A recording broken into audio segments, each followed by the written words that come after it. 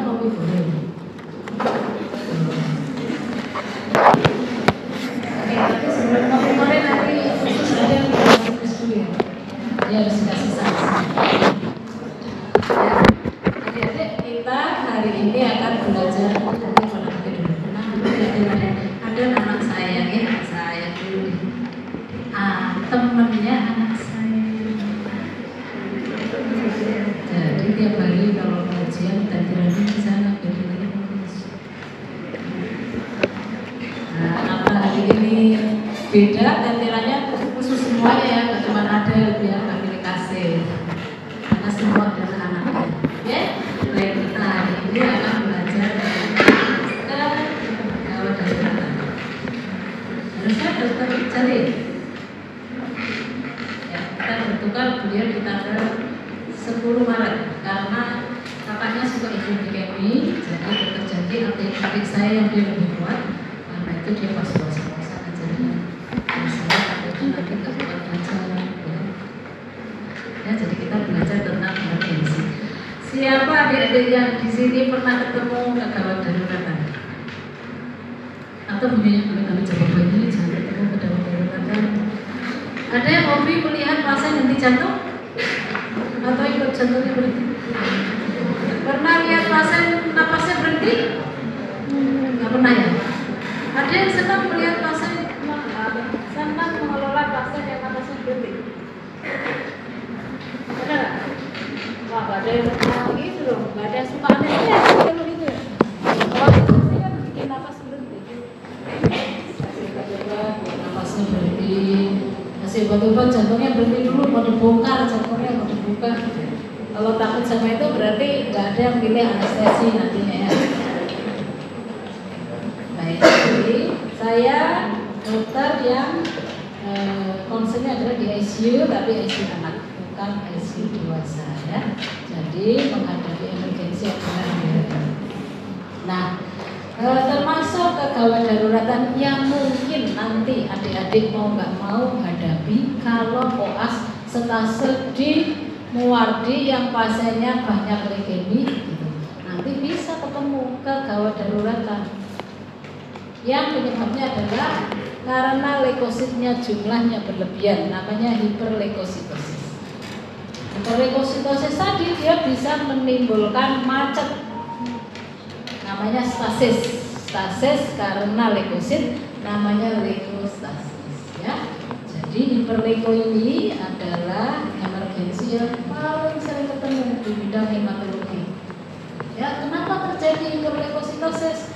Karena sumsum tulangnya dia akibat penyakit si kanker tadi harusnya tentara yang dilepaskan untuk berperang itu adalah leukosit yang matur karena dia mengalami kanker sehingga yang masih bayi pun dikeluarkan. Nah, jadi si bayi tadi bernama sel blast. Sel blast itu sel yang ukurannya gede-gede, belum kecil-kecil gitu ya. Nah, karena dia dilepaskan banyak-banyak dari sumsum tulang sehingga leukosit yang beredar di dalam pembuluh darah jadi jumlahnya berlebihan. Kalau jumlahnya di atas 100.000, normalnya berapa sih jumlahnya leukosit? Pernah lihat hasilnya enggak? Kan calon dokter ya? Pernah dikonsuli baru semester berapa? Semester 4. Coba kan kuliah kedokteran ini katanya normal, enggak pernah lihat? Enggak pernah. Nah, leukosit normal biasanya sekitar 10 ribuan ya. Di atas 10.000, kalau di atas 10.000 di pediatri hati-hati, dia berarti leukositosis. Tapi kalau hiper di atas 100.000. Kalau dia neonat bahkan di atas 20.000 masih normal, 25.000 normal, di atas itu baru namanya leukositosis. Kalau lebihnya di atas 100.000 namanya baru hiperleukositosis. Ya, penyebabnya karena pelepasan oleh sumsum tulang yang berlebihan. Ini kalau dia ALL ketemunya kira-kira 15%. Artinya kalau ada 100 pasien ALL, mungkin ada 15 pasien yang dia akan mengalami hiperleukositosis. Ya, prognosisnya umumnya buruk. Jadi kalau ada pasien hiperleukositosis mungkin sudah perlu edukasi ke orang tuanya. Barangkali nanti hasil luarannya nggak baik karena proses penyakitnya. Ya, yang tidak boleh adalah dia sudah proses penyakitnya luarannya buruk, Anda tambahi terapinya ngaco, terapinya salah, jadi makin buruk. Ya, karena itu sebagai dokter kita harus tahu bagaimana diagnosis dan tata laksana yang benar. Nah, ini leukosit yang mudah, sel belas itu bentuknya gede-gede ya, harusnya dia lebih kecil. Nah, karena tadi sel belas itu gendut-gendut, ya kalau orang gendut dia gampang nggak lewat rombongan kecil dia jadi mengecil, bisa nggak? Susah ya, dia susah berubah bentuk. Karena susah berubah bentuk, maka dia gampang menyumbat, gampang terperangkap, gampang menyumbat sehingga menimbulkan oklusi pada mikrosirkulasi. Oklusi tadi sumbatan. Kita tahu kita punya pembuluh besar, arteri, vena, kapiler, ya. Nah karena itu dia pembuluhnya kecil-kecil, dia gampang tersumbat oleh si sel belas tadi. Kalau darahnya tersumbat, darah bawa apa? Darah tugasnya bawa apa? Darah bawa model, bawa oksigen. Jadi hemoglobin dia temenan sama oksigen. Oksigen akan dibawa beredar ke seluruh tubuh. Pompa keluar dari jantung, ya kan? Dia menuju sistem sirkulasi, mendarahi semuanya. Entahlah ke ginjal, entahlah ke kaki, entahlah ke kulit, ya. Semuanya akan diberikan oksigen. Buat apa oksigennya? Tujuan oksigen untuk apa? Untuk apa? Siapa namanya? Aziza. Nilainya A. Amin. Nah, jadi oksigen gunanya untuk bahan bakar semua metabolisme tubuh kita. Setiap sel mau memasak, ibarat kata gitu, dia butuh oksigen. Jadi kalau pembuluh darah tadi tersumbat oleh sel belas yang gendut, berarti oksigen tidak mengalir ke organ. Ya, apalagi ke sel. Kalau dia nggak ngalir ke sel, maka sel mengalami namanya hipoksia. Kalau dia hipoksia, berarti masaknya bisa nggak pakai oksigen? Nggak ada. Karena itu terjadi masa itu adalah metabolisme yang tanpa oksigen. Namanya metabolisme apa? Tanpa oksigen? Anaerob. Nah, kalau metabolisme anaerob, masih ingat siklus Krebs dipelajari nggak? Kalau dia anaerob, apa yang dihasilkan? Asam laktat. Asam laktatnya tinggi, karena itu nanti dampaknya kalau dia leukostasis, terjadi oklusi pada mikrosirkulasi, maka dia terjadi metabolisme anaerob sehingga menghasilkan asidosis laktat. Karena itu, karena asidosis laktat dia gampang rusak pembuluh darahnya, dia gampang terjadi perdarahan. Kalau dia perdarahan banyak, apa yang terjadi? Perdarahan banyak berarti pembuluh darah isinya tadi kan darah. Darahnya berkurang. Kalau darahnya berkurang, apa dampaknya? Jantungnya mompa nggak ada isinya. Nanti akan terjadi shock karena perdarahan, berarti shock hemorrhage. Oke, gampang ya? Gampang apa susah? Pokoknya enak itu dinalar, jangan dihafalkan. Begitu dimarahi hafalannya hilang, ya. Kalau di logika lebih enak. Oke, lanjut. Kapan saya curiga pasien anak datang, wah ini leukostasis nih, dia hiperleuko yang leukostasis, ya. Jadi kondisi stasis tadi paling banyak dia akan mengenai organ SSB atau pernapasan. Karena itu gejalanya biasanya akan mengenai sistem saraf pusat dan pernapasan. Apa gejalanya kalau kena SSB? Anda kurang kopi, apa jadinya? Ngantuk-ngantuk, ya pusing, betul. Sering ngopi nih kayaknya si Aziza. Ya, kurang kopi jadi pusing-pusing, barangkali delirium, barangkali matanya kok kabur pandangannya, ya. Barangkali karena mengenai otak, ya bagian ekstrapiramidal, dia akan terjadi ataksia, gerakannya involunter, ya. Atau tadi bahwa kalau dia obstrak atau oklusi, dia bisa menimbulkan kerusakan pembuluh darah sampai perdarahan. Karena itu dia bisa terjadi perdarahan intrakranial atau bisa terjadi perdarahan retina. Kalau perdarahan intrakranial apa gejalanya? Kayak pasien stroke. Pasien stroke kan perdarahan intrakranial kan? Jadi apa gejalanya orang stroke? Enggak sadar, kejang-kejang gitu ya. Nah, yang selanjutnya adalah isolir. Paru, kalau dia di paru mungkin datangnya dia pasiennya sesek, ya, napas cepat. Oke. Lalu yang lainnya organomegali bisa hepatosplenomegali. Nah, komplikasi dari leukostasis itu tadi saya jelaskan bisa perdarahan di otak maupun perdarahan paru sampai kelainan metabolik, ya, metabolik akibat tumor lysis syndrome. Jadi sel-sel blasnya tadi bisa lysis, pecah. Karena pecah, intraseluler itu banyak mengandung kalium. Karena itu dia akan terjadi hiperkalemi, ya, bisa terjadi hiperfosfatemi, hiperuricemi sampai asidosis laktat. Sekarang tata laksana, ya. Kalau ketemu pasien tiba-tiba wah leukosit nggak sadar gitu ya, nggak sadar kejang-kejang. Terus kita cek keluar laborat, oh leukositnya 150.000. Nanti Anda akan curiga ini suatu leukostasis, hiperleukositosis dengan leukostasis. Tata laksananya gimana? Tadi diterangkan bahwa sel blast tadi gendut-gendut, jumlahnya banyak, sehingga dia menyumbat. Selain menyumbat, kalau dalam pembuluh darah banyak sel gendut, itu aliran darahnya lancar nggak sih? Enggak. Darahnya jadi lebih pekat apa lebih encer? Lebih pekat, karena itu konsep pertama, ya, ABC tentu saja.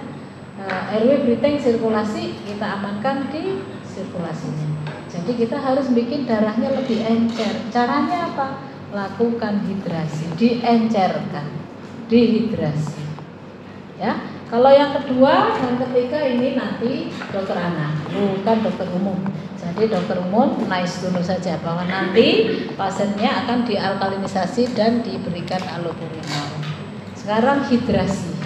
Hidrasi atau darahnya dibikin encer biar alirannya cukup adekuat sehingga oksigen bisa ke bawah. Cara hidrasi menggunakan cairan maintain, ya.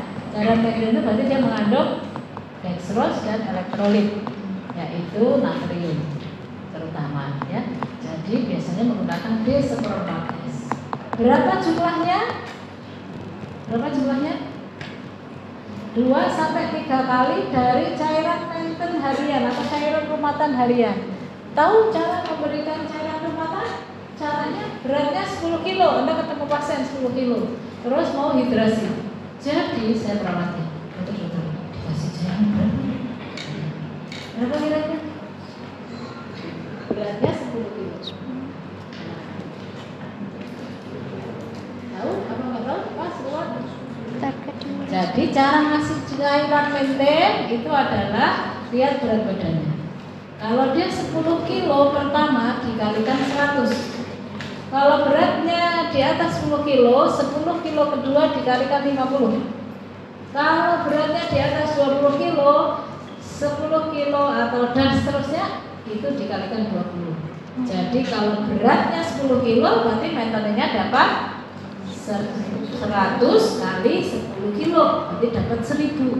Kalau saya mau hidrasi, berarti dia saya kasih berapa? 2 sampai 3 kalinya, berarti dikasih 2 liter sampai 3 liter. Kalau beratnya 25 kilo, berapa mas? Masih ingat ya? Khusus kelasnya ada, ini kasih bonus-bonus banyak praktek. 25 kilo, tadi gimana? 10 kilo pertama kali 100 kilo kali kedua kali 50 kali berapa? 50. Selanjutnya periode 20. Jadi kalau beratnya 25 dikasih berapa meternya? 25. 10 pertama kali 100 berarti 1000 sampai 20 kilo kali 50. 10 kali 50 500. 1600. Sisanya 5 kilo dikali 20. Jadi dapat maintainnya 1600. Sama kan? Ya, Mbak Perawat kasih 1600 sehari gitu. Tetesan pakai Inggris aja, pokoknya bagi 20. Sudah pintar meskipun semester 4 ya. Oke, lanjut. Nah, target diuresisnya 3 mili per kilo. Yang kedua adalah dokter anak nanti akan melakukan alkalinisasi. Kenapa harus dialkalinisasi? Karena ini biar nggak terbentuk kristal asam urat. Ya, dia akan ditambahkan biknat jumlahnya sekian. Kira-kira nanti akan cek urin dengan pH urin targetnya 7 sampai 7,5. Nggak boleh berlebihan. Kalau dia alkalinisasi berlebihan akan terjadi gagal ginjal karena menurunkan laju filtrasi glomerulus. Selain itu akan memberikan allopurinol, tujuannya adalah biar konsentrasi asam urat plasma menurun. Nah, sekarang yang kedua, kalau tadi banyak maestro yang penting tahu akan ada. Kalau ini dokter umum levelnya 4. Kalau level 4 itu harus bisa mendiagnosis sendiri tanpa didampingi dan bisa mentata laksana mandiri. Ya. Oke, kalau shock anafilaksis sudah pernah ketemu pasien shock anafilaksis? Belum tahu. Orang baru kuliah hari ini kata PPD saya, dokter dulu waktu saya di kuliah saya nggak tahu apa-apa kata dia. Tapi sesudah saya jadi presiden duduk kuliah, oh iya saya tahu. Artinya semuanya sudah jadi presiden ya? Amin apa enggak amin? Amin. Saya kira mau jadi pengusaha sama sasaran. Ya, jadi kalau mau jadi presiden, nah ini harus lewat. Ya, harus lewat, harus tahu. Bahkan dokter umum pun harus bisa cepat mengenali, jangan telat tata laksana. Shock anafilaksis itu apa sih? Shock anafilaksis adalah reaksi hipersensitivitas yang cepat. Ya, dia tipe 1 cepat dan serius. Bahkan dia bisa loh cepat menimbulkan kematian.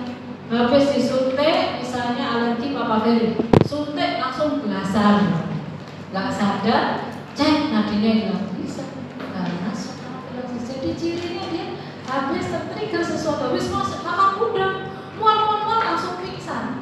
Shock anafilaksis bisa. Ya.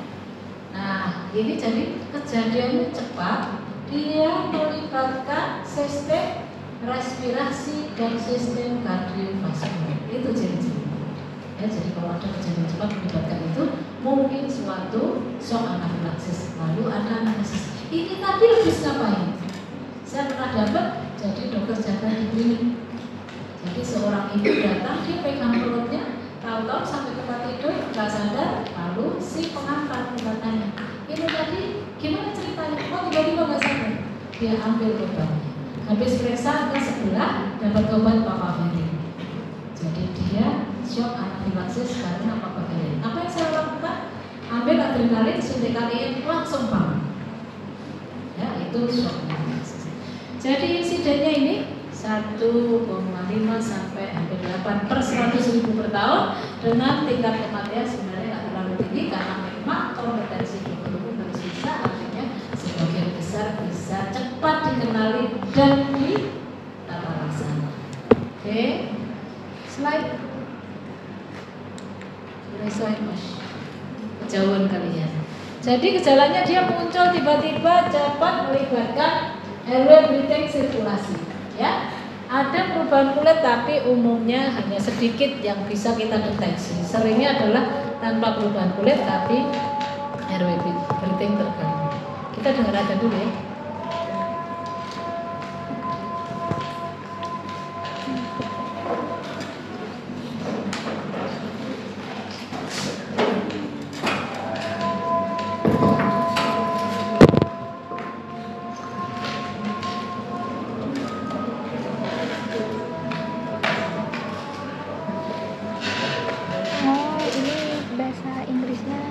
Indonesianya.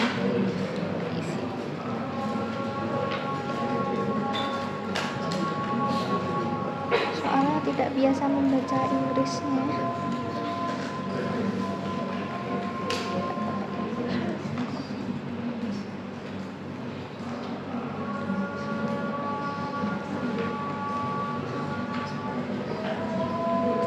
Bawa nanti ya tadi aku. Bawa.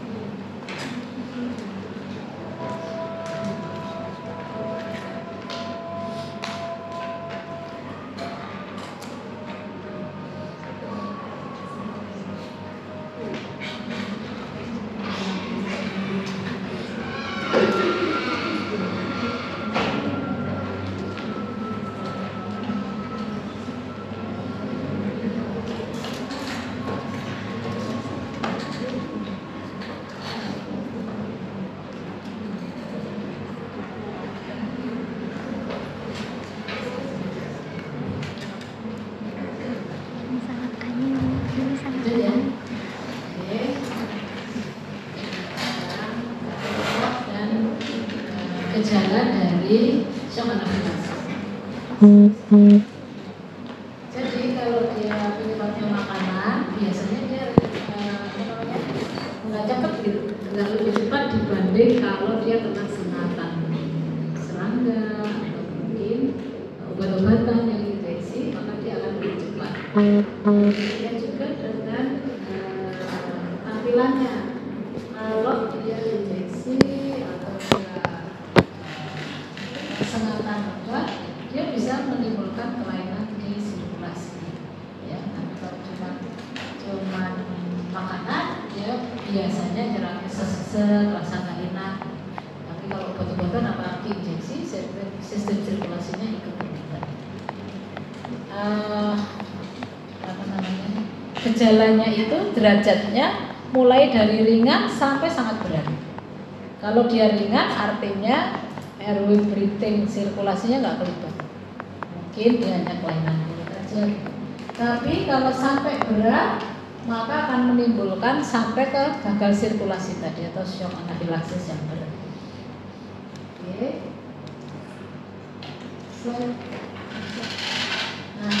Nah, bagaimana patofisiologi shock anafilaksis itu terjadi? Jadi dia melalui dua mekanisme. Ya, mekanisme pertama adalah zat yang membuat anafilaksis tadi, dia menyebabkan vasodilatasi pembuluh darah. Jadi kalau ibarat kata pembuluh darah itu selang air gitu, maka dia mengalami pelebaran pembuluh darah menjadi selang selang-selokan, menjadi melebar. Kalau selangnya atau pembuluh darah itu vasodilatasi atau melebar, padahal isinya sama, maka bisa dibayangkan kalau dia lebar, isinya jadi sedikit kan? Kalau jadi sedikit, dia akan terjadi shock. Atau Anda bayangkan lagi gini, kita jantung itu kalau memompa, sekali pompa, dia akan mengeluarkan darah. Oke? Nah, air yang keluar dari pompa tadi tentunya kan berhubungan dengan diameter dari pipanya. Kalau pipanya tadi gede, maka dipompa keluarnya bisa banyak nyemprot yang banter enggak? Ya, kalau dia pipanya melebar, meskipun dipompa kencang, yang keluar airnya nggak banyak. Nah, kalau keluar air nggak banyak, itu namanya preloadnya kurang, kalau istilah di medis ya. Kalau preloadnya kurang, dia akan menjadi shock karena volumenya kurang. Nah, ini sebenarnya pada shock anafilaksis ini, kalau dia hanya satu mekanisme vasodilatasi saja, berarti sebenarnya jumlahnya cukup, hanya ruangnya gede. Nah, sayangnya selain dia vasodilatasi, rupanya pada shock anafilaksis ada ekstravasasi. Ekstravasasi itu merembes. Jadi air yang tadi ruangnya tambah gede, airnya sama jumlahnya saja sudah menjadi seolah-olah kurang gitu kan? Apalagi ini sudah vasodilatasi, airnya hilang karena merembes. Merembesnya kemana? Ke intersisir. Karena dia ekstravasasi cairan intravaskuler, maka terjadilah udem jalan napas. Jadi jalan napasnya udem bengkak karena ekstravasasi dari intravaskuler. Ya, jalan napasnya bengkak, sementara tadi intravaskulernya jumlahnya jadi kurang. Kalau jalan napas itu bengkak, Anda bayangkan jalan napas pasien bayi itu dibanding kita gedean mana? Jalan napas tuh jalan napas itu kan napas, terus ada bronkus, bronkiolus gitu kan. Nah, kalau itu udem, berarti si jalan napas tadi itu lumennya jadi lebih kecil bukan? Tapi kalau orang dewasa itu lumennya jauh lebih besar dibanding anak kecil. Kalau itu bengkaknya separuh, ya kan ya, lumennya dewasa dia diameternya segini misalnya. Dia bengkak separuh, dia masih punya space sekian. Tapi ketika anak kecil dia cuma lubangnya segini, bengkak separuh, maka alirannya makin lebih kecil.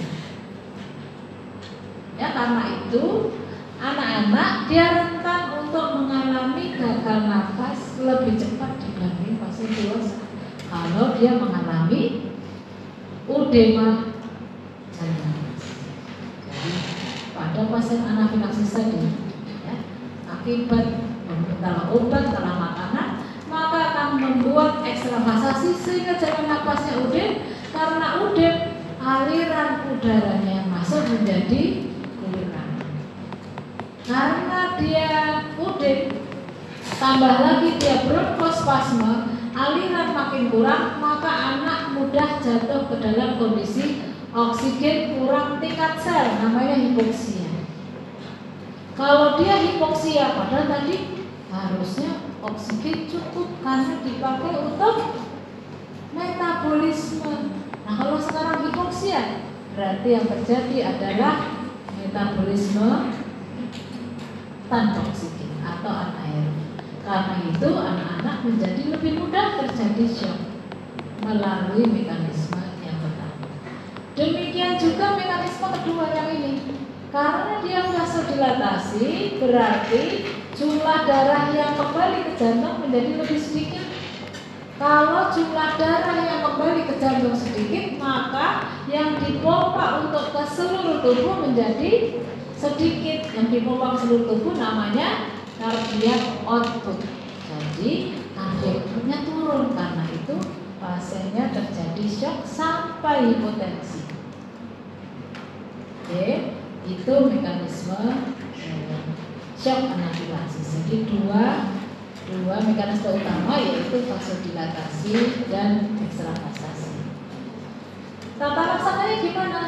Ini lebih lengkapnya. Ini adalah kita harus diagnosis cepat, ya. Kalau ada perubahan cepat sistem pernapasan dan sirkulasi pasca seseorang mendapat trigger sesuatu, makanan, injeksi, atau gigitan serangga mungkin, atau digigit ular barangkali, maka ingat itu mungkin suatu shock anafilaksis. Maka kita harus menghilangkan kausanya. Habis menghilangkan kausanya, ya tentu jangan bekerja sendiri, ya, nanti capek. Call for help, cari bantuan. Terus anaknya diposisikan, posisinya datar, boleh kaki ditekuk atau tidak ditekuk, atau kalau bisa duduk lebih baik, ya. Sesudah itu apa? Lini pertama terapinya adalah adrenalin, ya. Slide selanjutnya mungkin lebih jelas, ya. Jadi tata laksana adalah hilangkan pemicu, posisikan, lalu lini pertama adalah adrenalin. Ya, selain tentu bebas jalan nafas, support oksigen barangkali, kalau susah nafas oksigen, kalau nggak nafas jadi breathing, ya. Tapi lini pertama adalah adrenalin, harus segera diberikan. Pemberiannya adalah cukup IM, jadi tidak perlu pasang akses, langsung berikan adrenalin IM. Berapa dosisnya? Kelebihan. Ya. Berapa dosisnya tergantung usianya, ya. Silahkan dihafalkan, kalau kurang dari 6 bulan 0,1 mili. 1/1000, artinya nggak usah diencerkan, jadi langsung dari ampul diambil. Kalau umurnya 6 bulan langsung ambil 0,1 mili IM masukkan. Kalau dia gejalanya nggak hilang, boleh diulang-ulang, ya. Jadi boleh diulang-ulang pemberian IM tadi. Dan keterlambatan pemberian adrenalin ini dikaitkan dengan mortalitas yang tinggi. Adrenalin lini pertama dan harus cepat diberikan. Oke, slide selanjutnya. Obat lain ada 2, antihistamin dan steroid. Tetapi jangan sampai kita memilih antihistamin dulu. Oh, dia kan tadi habis makan udang, terus ada tuh bentuk kelainan kulitnya karena dia biduran, padahal pasiennya shock anafilaksis karena nadinya terlalu lembut atau namanya sudah mau pingsan. Jangan Anda berikan cetirizine atau CTM first, tapi harus adrenalin dulu. Jadi antihistamin bukan pilihan pertama. Pilihan pertama adalah pemberian adrenalin. Nah, kalau dia terlibat kulit tapi sudah stabil dulu, enggak shock anaknya, ya. nadinya kuat, anaknya sadar, baru kok ada urtika, baru Anda boleh berikan antihistamin. Itu pun direkomendasikan yang non sedatif, orang marah ngantuk. Contoh seperti jangan beri CPN. Nanti kalau anak tidur, padahal dia masih shock, Anda susah mengenalinya, ya. Jadi kalau Anda cepat-cepat memberikan antihistamin sehingga telat memberikan adrenalin, ternyata digaitkan dengan mortalitas yang tinggi. Slide selanjutnya. Yang selanjutnya adalah steroid. Steroid juga sama, tidak direkomendasikan dari awal, ya. Bahkan jangan pakai steroid. Ya, bahkan ada rekomendasi itu, ya. Jadi tetap nomor 1 adrenalin. Pemberian steroid awal justru ternyata meningkatkan lama rawat di ICU maupun tadinya nggak rawat malah jadi dirawat, ya. Jadi steroid kapan boleh diberikan? Pada kasus tertentu, misalnya dia pasiennya adalah asma yang tidak terkontrol, dia terjadi shock anafilaksis, itu diberikan adrenalin. Nah selain itu boleh diberikan steroid. Atau pasien shock anafilaksis sudah adrenalin berulang tapi shocknya nggak hilang-hilang, maka boleh dipikirkan penambahan steroid, tapi bukan steroid yang pertama. Oke? Simpulannya, anafilaksis adalah reaksi hipersensitivitas yang serius. Anda harus kenali sejak awal. Selama shock maka Anda harus tata kelola segera. Pilihan pertamanya adalah adrenalin. IM atau IP? Jadi jangan Mbak pasang akses dulu, saya baru injeksikan. Tanpa pasang akses langsung masukkan tanpa pengenceran. Ya, langsung masukkan, ambil 0,1 kalau umurnya 6 bulan di bawah, langsung masukkan IM. IM-nya sebelah mana? IM itu sebelah mana? Pokoknya yang ada muskularnya paling ngambil sini. Sininya pakai jin susah buka, ya udah sini, ya. Ada di deltoid, apalagi muscle kita lebih gede dibanding anak-anak, ya, jadi boleh mana yang lebih cepat. Oke, slide selanjutnya, ini slide terakhir tentang sepsis. Sepsis saat ini masih menjadi penyebab kematian terbesar di dunia, ya. Apalagi tempat kita, negara miskin, ya. Kematiannya banyak karena banyak hal, datangnya telat, dokternya nggak mengenali, sudah shock dokternya ikut shock. Harusnya kalau jadi dokter biar pasien shock, kelola, jangan ikut shock dulu, nanti pasiennya amblas. Ya, slide selanjutnya. Ya, jadi 50-60% kematian di ICU, termasuk di ICU kita, itu bolak-balik kalau RK medis ngisi. Ini kematian langsung, shock sepsis, banyak sekali, ya. Nah, setiap Anda terlambat 1 jam mengelola, artinya terlambat 1 jam gimana? Ini shock gak ya? Dan shock apa enggak? Kalau diskusi dulu lah teman-temannya, shock apa enggak ini enaknya? Maka keterlambatan 1 jam meningkat resiko kematian 2 kali. Kelambatnya 2 jam 4 kali. Kelambatnya 3 jam. Nah, padahal sudah tahu diagnosisnya, mau cari obatnya, di puskesmas verifier, infusnya habis, nah itu tambah. Mau rujuk, tempatnya penuh. Nah, sehingga rujukan terlambat, menanya terlambat, tata laksana terlambat. Karena itu harapannya biar angka mortalitas anak karena septic shock itu turun, Anda dokter umum nanti ada di garda depan. Harapannya bisa kenal cepat, bisa stabilisasi awal, ya. Oke. Tentunya makin kecil usianya dia makin berisiko. Ya, slide mas. Slide selanjutnya. Nah sekarang pertanyaannya, sepsis itu apa? Septic shock itu apa? Sepsis adalah disfungsi organ yang mengancam nyawa yang terjadi karena disregulasi sistem imun seorang pasien. Ya, jadi dia ada 2, disregulasi akibat infeksi. Jadi harus ada infeksi, lalu ada tanda disfungsi atau gagal multi organ. Kapan dikatakan shock sepsis? Kalau sepsis tadi berhubungan dengan gangguan sirkulasi sehingga metabolisme terganggu, sirkulasi terganggu, disfungsi sel, ya. Oke, slide selanjutnya. Jadi kalau ada disfungsi kardiovaskuler buktinya apa? Oh, dia hipotensi, lanjut dia, ya. Ada oliguri, CRT-nya kemarin dia mungkin takikardi, maka itu adalah disfungsi sirkulasi. Ditambah dia ada disfungsi sirkulasi tadi, sudah diberikan cairan, tetapi tetap saja syok. Cairannya 40 ml per kilo sudah masuk, tapi tetap syok, artinya dia butuh obat. Berarti itulah yang dinamakan suatu syok. Kalau dia penyebabnya karena infeksi, maka itu namanya mati. Cukup keras nggak suaranya? Nah, kalau dia berhubungan dengan infeksi, maka namanya septic shock. Oke, slide. Nah, ini cara mendiagnosis sepsis menurut IDAI.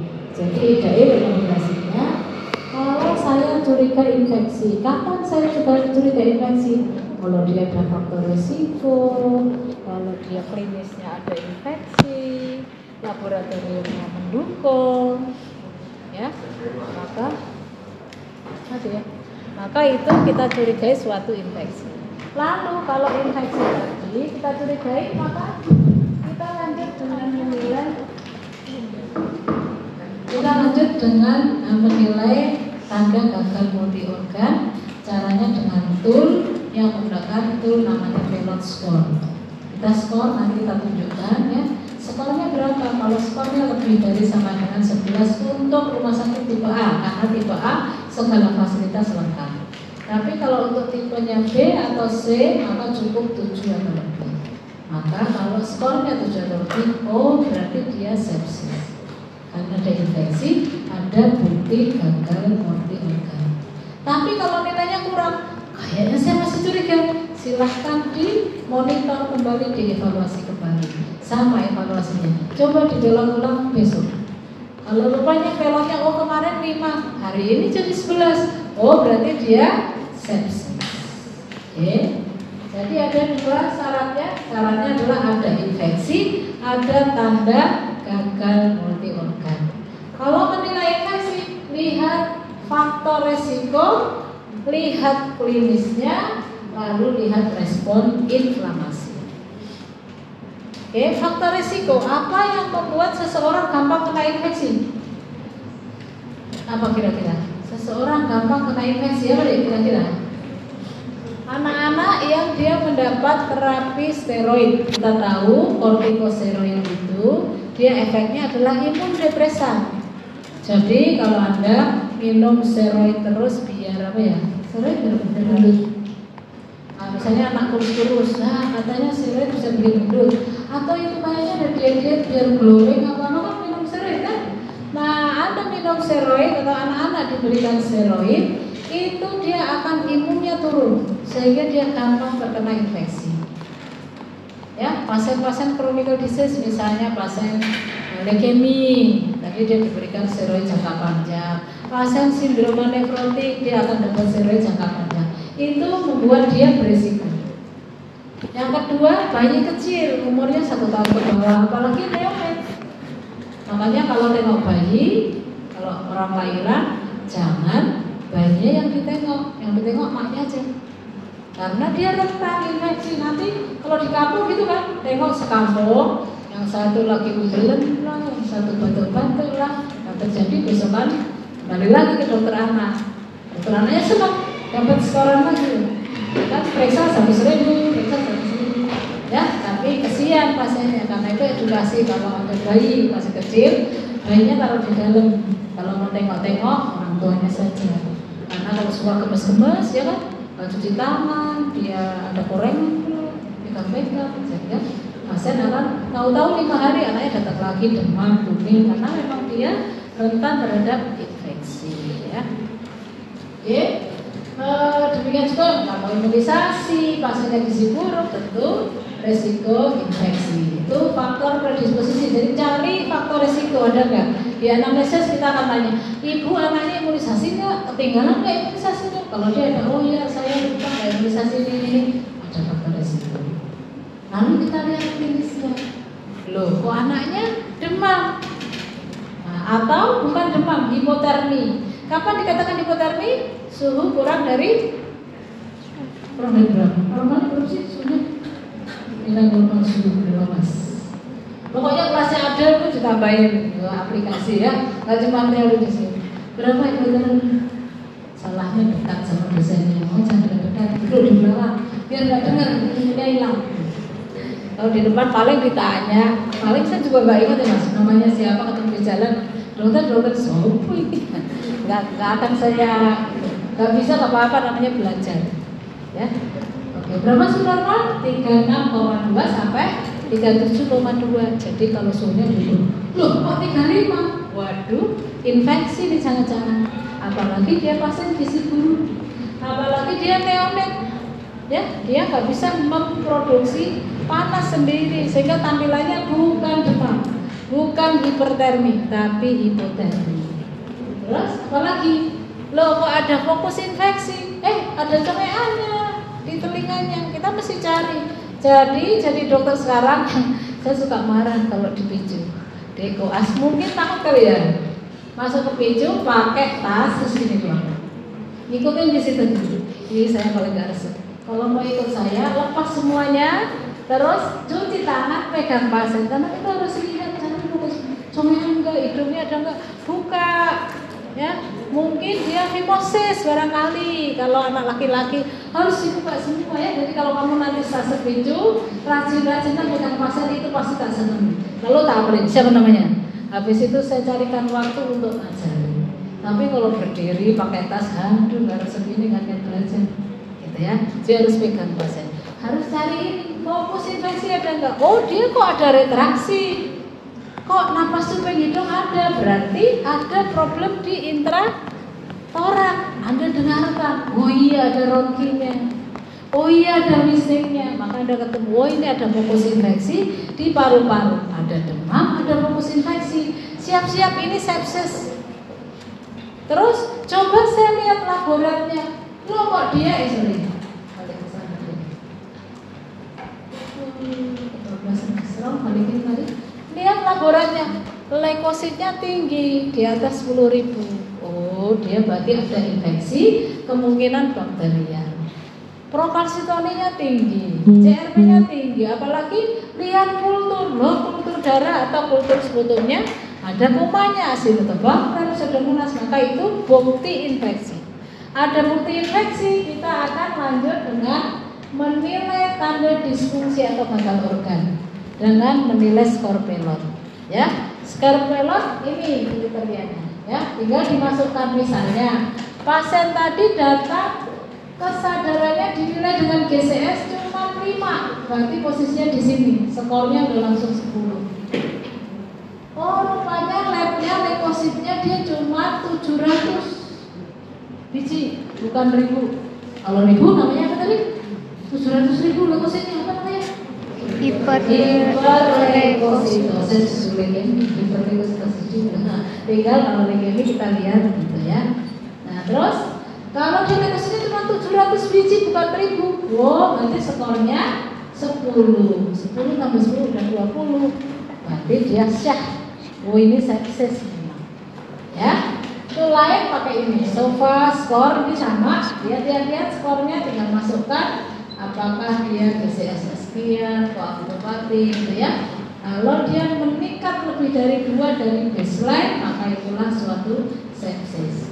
Yang terbaru ini 2024 keluarlah kriteria untuk menilai sepsis itu gagal multi organnya dinilai dengan namanya Punnich score. Kalau Punnich skornya 2 atau lebih, maka dia menandakan multi organ, gangguan multi organ. Dan kalau ada keterkaitan dengan infeksi, maka dia bernama sepsis. Ini poin-poinnya. Kalau anaknya PF rasio apa? Dokter ngasih istilah aneh. PF rasio apa kira-kira? Periksa AGD dulu. Di sana ada PaO2. Dibagi dengan fraksi, kita masih ventilator ya atau high flow nasal kanul. Lihat fraksinya berapa. Kalau fraksinya 100 berarti pembaginya 1. Berarti misalnya PaO2 di AGD hasilnya misalnya 200 dibagi fraksinya 100 tapi berarti dia PF rasionya 200 karena 200 bagi 1, maka nilainya PF rasio 200. Oh, dia 2 poin. Berarti kalau dia ada infeksi uniknya 2 atau lebih, oh dia suatu sepsis. Oke, lanjut bawahnya slide.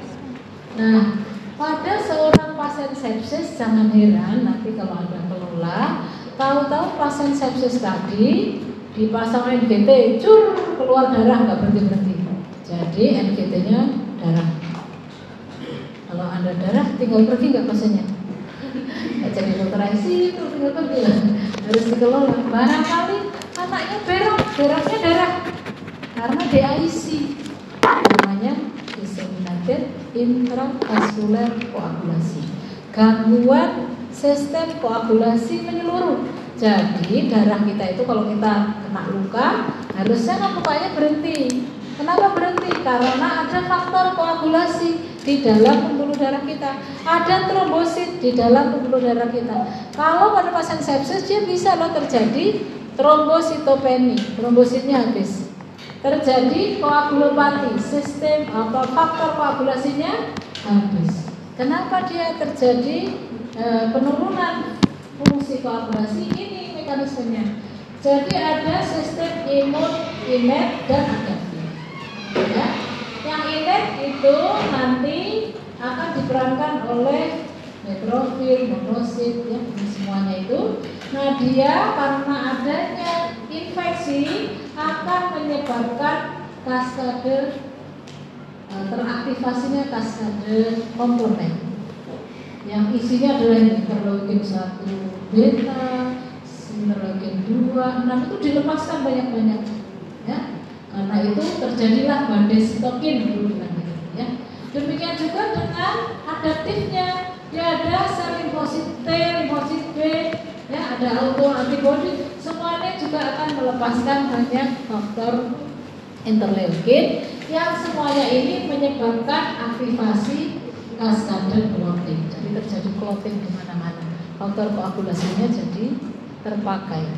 Sehingga terjadilah trombosit turun, terjadi koagulopati, sehingga begitu ada luka langsung dia nggak ada luka aja sudah lecet dikit udah langsung berdarah-darah.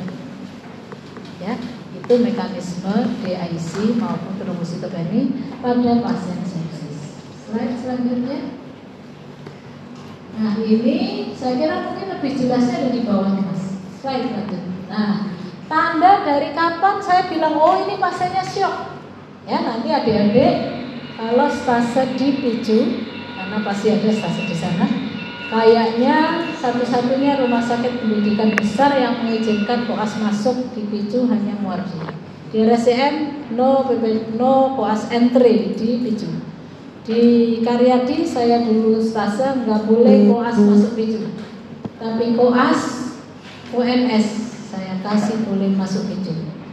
Kenapa? Karena saya pengen anak-anak UNS hebat di emergensi. Dia harus kenal emergensi awal. Ya, jadi nanti kamu di picu akan kita ajari bagaimana dalam 60 detik tahu anak ini stabil tidak stabil. Anak ini gawat-gawatnya belah mana. Ya, caranya adalah belajar PAT. Anda lihat ini, jadi PAT 3 komponen yang dinilai. 1 appearance dilihat tampilan, tipes. 1 tonus. Kalau dia loyo, lepek, itu berarti hipotonik.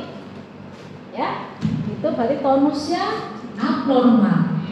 I-nya interaktif. Coba lihat, dia bisa lihat kita nggak? Pandangan matanya menuju ke malaikat maut. Ya, dia sudah didatangi. Ya, jadi nggak ada kontak sama kita. Dia nggak ada interaksi, interaktivitas. Artinya interaksinya abnormal. C-nya consolability. Kalau anak itu rewel, ada rewel datang pacarnya, dia enggak. Tenang dia, datangi maknya dia. Tapi kalau seorang anak didatangi pengasuhnya, didatangi mamahnya, dia tetap gelisah, hati-hati, dia hipoksi. Ya, berarti konsolability-nya abnormal. Lalu tikus, R-nya adalah look, dia bisa tatap mata saya, sama pemeriksa dia bisa kontak. Kalau dia bisa kontak, bisa dililik, hello dek, ini warnanya apa? Merah, oh bagus. Tapi kalau kita lilik-lilik, dia nggak peduli, hati-hati. Jangan-jangan dia hipoksi, jangan-jangan appearance-nya abnormal karena shock. Ya. Yang terakhir speech and crying. Jadi tergantung usianya. Umur segini pastinya dia bisa nangis ya kan? Kalau dia nggak ada suara tangisan atau nangis ya merintih, berarti dia abnormal appearance. Lalu lihat komponen B, coba video komponen B. B kita lihat ini sehat, ya napasnya, ya ada retraksi. Nih, ini ada celong ya kelihatan. Berarti ini work of breathing-nya meningkat, ya breathing-nya abnormal. Tadi A-nya normal nggak? Abnormal ya, dia nggak bisa natap, nggak ada interaksi. B-nya juga abnormal. Lalu C, kita lihat di sini, ini ada bagian merah, ada bagian putih, benar nggak? Kulitnya nggak sama. Tidak semuanya merah atau tidak semuanya putih. Itu namanya motlet. Itu tanda hipoperfusi. Kalau ada motlet cyanosis atau motlet cyanosis terpucat, itu berarti C-nya terganggu. Kalau komponen C saja terganggu, namanya shock kompensasi. Kalau komponen C dengan A appearance-nya terganggu, dia shock tipe uncompensated. Nanti akan diajarkan saat koas, ya. Jadi kalau mau didetailkan lagi, habis PAT kita lihat pemeriksaan ABCD lebih detail. Coba cek nadinya berapa, kuat enggak ya, gitu. Kalau dia nadinya cepat, enggak kuat, oh shock. Dia RN-nya meningkat, oh berarti mungkin kompensasi dari shock ya. Ada di sini. CRT memanjang, gimana cara cek CRT memanjang? Pegang jari masing-masing, warnanya merah. Merah. Coba pencet salah satu ujungnya, akan dipencet menjadi putih, benar? Coba dia lepas, balik dalam 2 detik. Ada yang balik 4 detik? Anda silahkan keluar diurus dulu. Ya, jadi 2 detik akan balik. Kalau dia kembalinya lambat, hati-hati. Kalau ada anak demam 5-7 hari, kok CRT-nya memanjang lebih dari 3 detik, hati-hati. Berarti dia mungkin terjadi shock, gitu ya. Oke, jadi itu tanda shock. Slide selanjutnya. Nah, ini kakak kelasnya ada. Tolong ditebak. Shock nggak Diden? Itu shock nggak? Appearance normal tidak normal? Dia bisa matanya tengok-tengok ya. Appearance normal tidak normal? Dia bisa begini-begini, tonusnya lebih bagus. Appearance normal tidak normal? Appearance-nya normal, setuju? Oke, tuh Dina. Oke, meskipun ya dia ada suaranya karena ETT-nya nggak di sono tapi di hidung. Oke, lanjutannya sebentar. Lalu Anda lihat kulitnya, coba lihat bagian bibir. Merah nggak? Enggak pucat, ininya pucat ya. Jadi di tangannya apalagi kelihatan. Jadi ini shock tidak? Tadi cukup lihat pucat, motlet, cyanosis. Anak ini pucat hipoperfusi. Berarti anak ini shock kan? Shock. Oke, slide selanjutnya. Kamu lihat. Shock enggak? Atau kamu tidak shock? Lama ini pelan. Nggak jadi kuis kita. Udah bersore ya.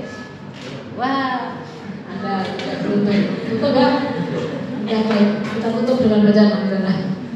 Ya nanti kalau pas tasar nanti saya ajarkan gini. Ada nafasnya, coba cek. Nah, sehingga Anda tahu oh ini shock, oh ini dasar. Itu yang kita ajarkan nanti waktu UAS. Slide aja, karena nggak bisa dibuka. Jadi tata laksananya pada septic shock itu nanti pemberian cairan kristaloid, lalu kasih antibiotik, oksigennya harus lebih kuat, jangan lupa harus kontrol. Kalau misalnya ada orang dewasa lupus DM, ya berarti lupusnya harus dikelola. Kalau anak-anak paling sering anak-anak SD itu KPP perforasi, jadi usus buntu pecah. Jadi kalau seperti itu gimana kelolaannya? Panggil dokter bedahnya. Ayo dong kamu operasi, saya akan stabilisasi. Kalau kita cuma garap shocknya, tapi sumber infeksinya nggak diambil, maka itu akan shock berulang-ulang nggak selesai. Oke?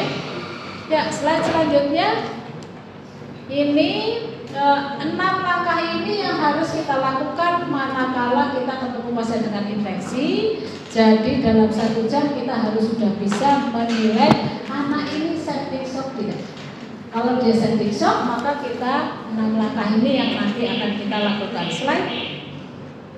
Ya, pasang intravena akses atau intraosius barangkali, ambil kultur, kasih antibiotik, gak perlu lupa ya, karena penyebabnya infeksi.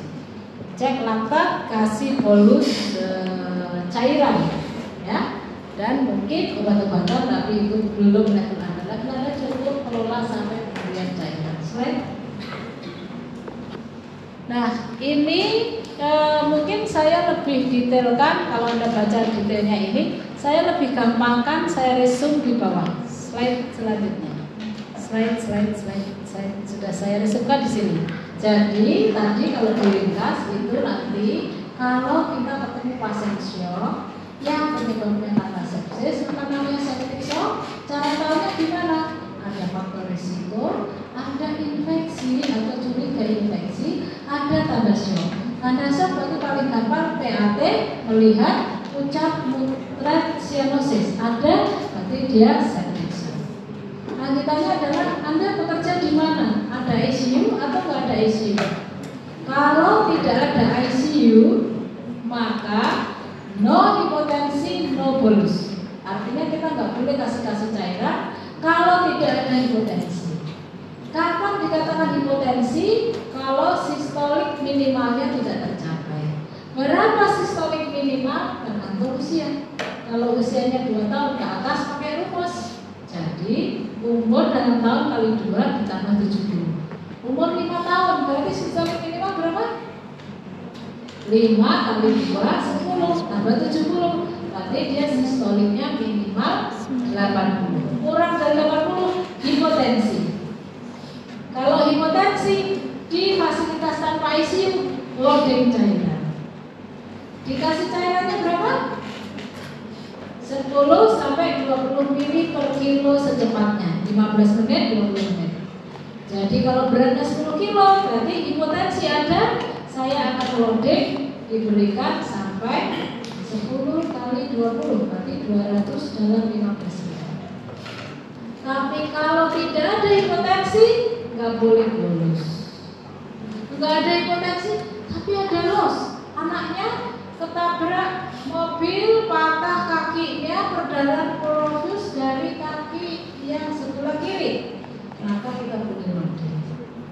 Anaknya nggak hipotensi, tapi mencret keluar terus. Sekali mencret sampai seliter, barangkali ya, 200 mili atau berapa, kita boleh loading kalau ada losnya. Tapi kalau nggak hipotensi, tanpa los, no picu, no bolus. Oke? Sesudah bolus, apa yang kita lakukan? Kita akan evaluasi. Apa yang dievaluasi? Tanda kelebihan cairan. Apa itu tanda kelebihan cairan? Parunya jadi rame, tadi parunya sempit, sekarang koronil. Tadi ada hematomegali, sekarang ada hematomegali. Tadi JVP tidak meningkat, sekarang meningkat. Tadi anaknya nggak sesek, sekarang makin sesek. Saya nggak usah dengar kelotok-kelotok. Artinya, quick overload, maka no bolus. Bolusnya harus di stop, kita pindah ke ya. Tapi kalau punya fasilitas itu mau diterangkan nggak? Punya fasilitas itu, nggak usah boleh lupa ya, kan nggak akan jadi lucu. Yang nggak itu aja di puskesmas barangkali rumah sakit, intinya itu no hipotensi, no bolus kecuali ada ROS. Oke? Ya, slide saya kira sudah saya jelaskan ini ya. Jadi tadi sudah saya jelaskan, lanjut.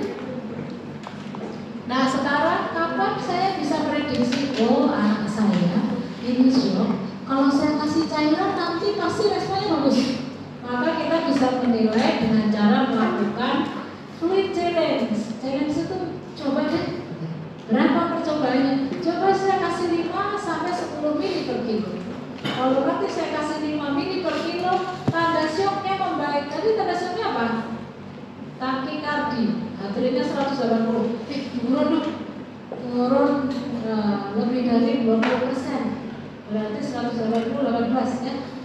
Berarti berarti dia turun menjadi 160 misalnya, dia respon dengan cairan.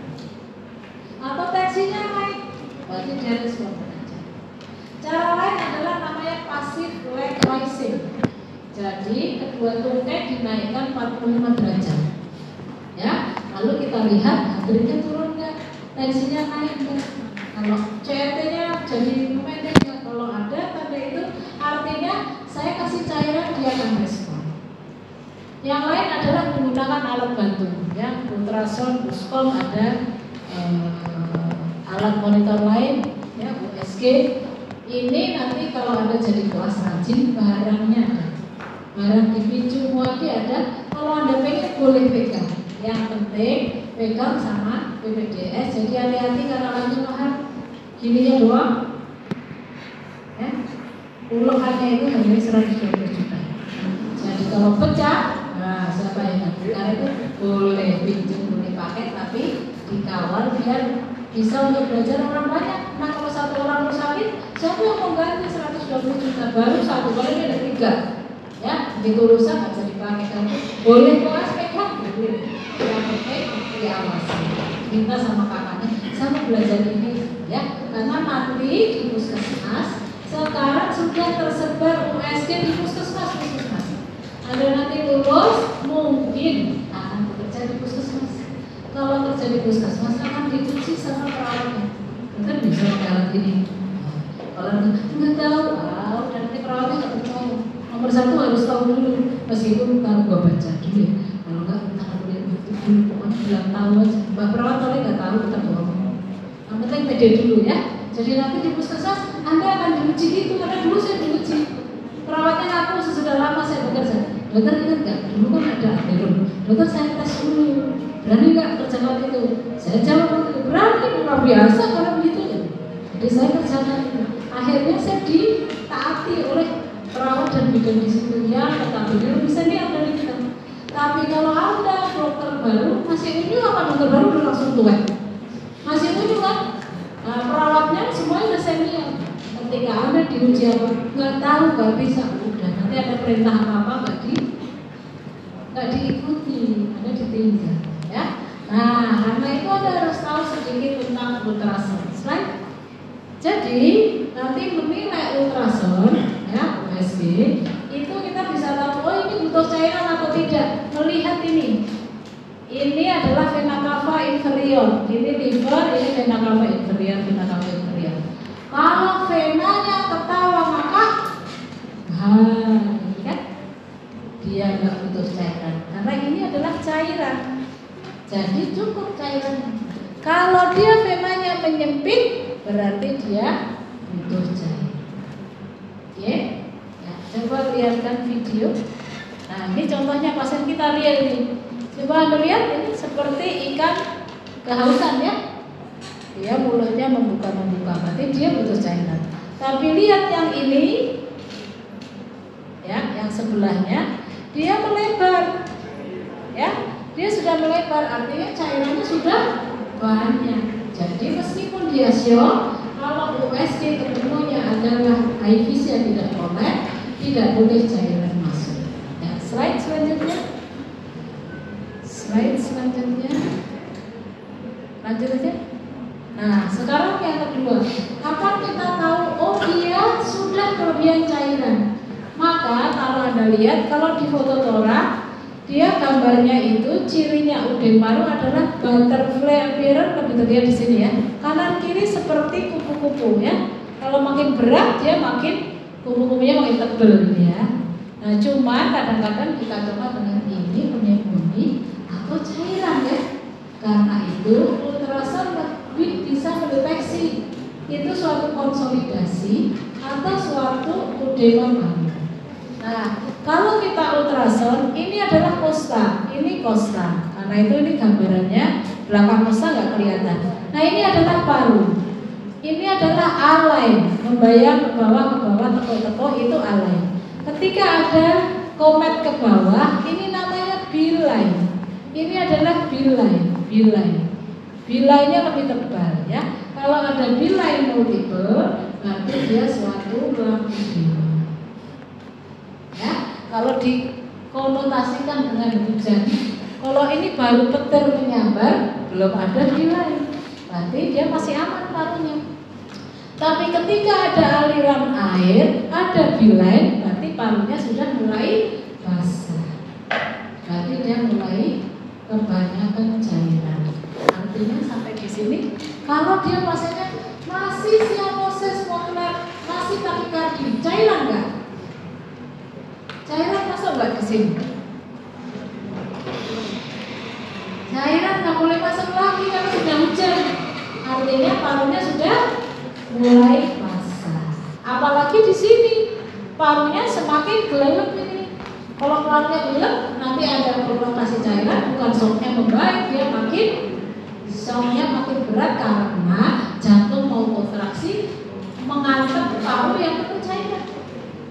Oke, ya slide selanjutnya. Ya. Slide. Nah, ini adalah gambaran villine ya. Ini paru, ini liver, ini villine. Jadi kalau kasus shock seperti ini, maka Anda tidak perlu lagi masuk. Oke, slide selanjutnya. Oke, sekarang pertanyaannya. Cairan untuk resusitasi berapa macam? Kristaloid dengan koloid. Apa bedanya kristaloid dengan koloid? Berat molekul zat terlarut. Jadi kalau saya berikan gambaran, koloid adalah es cendol, kristaloid adalah es sirup. Kristaloid isi molekul berat molekul zat yang terlarut di dalamnya kecil-kecil. Karena itu kalau ada kain atau itu adalah membran semi permeabel di tubuh kita, maka si cairan kristaloid gampang pindah kanan kiri. Jadi dia gampang bergeser. Karena itu dikatakan dulu kalau saya resusitasi kristaloid, 25% akan bertahan di intravaskuler, 75% dia ke intersisir. Karena itu dia gampang terjadi lambudema. Kalau koloid, berat molekul zat yang terlarut di dalamnya lebih besar. Anda bayangkan es cendol. Kalau es cendol ada kain si membran permeabel tadi yang bleber hanya airnya, tapi isinya dia tetap ada di intravaskuler.